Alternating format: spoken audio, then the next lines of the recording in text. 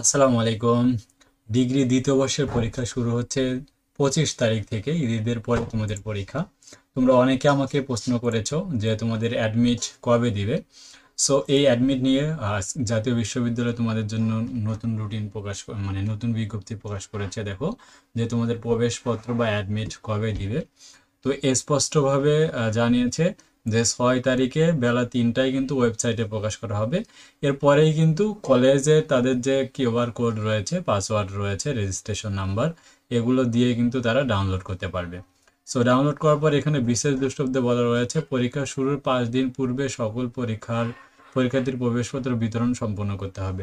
যদি কোনো বৈধ পরীক্ষার্থীর ফর্ম পূরণ করা সত্ত্বেও প্রবেশপত্র না পাওয়া যায় বা প্রবেশপত্র কোনো ভুল ত্রুটি পরিলক্ষিত হয়, সংশ্লিষ্ট শাখায় যোগাযোগ করার জন্য বলা হলো। প্রবেশপত্র কোনো প্রকার সংশোধন কলেজ বা কেন্দ্র কর্তৃক করা যাবে না, অর্থাৎ কলেজ থেকে কোনো প্রকার যদি ভুল হয় তো সে ভুল সংশোধন করা যাবে না।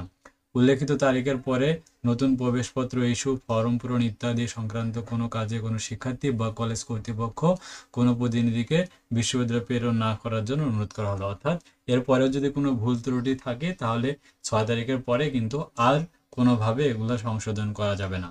তাই তোমাদের যারা অ্যাডমিট রয়েছে, তোমাদের অ্যাডমিট মূলত দিবে হচ্ছে ম্যাক্সিমাম কলেজগুলোতে এখন দেওয়া শুরু করেনি। তোমাদের ঈদের পরে তোমাদের কিন্তু এই অ্যাডমিটটা দেওয়া শুরু করবে। তাই তোমরা ঈদের পরে তোমাদের কলেজ থেকে অ্যাডমিটে সংগ্রহ করে নিবে।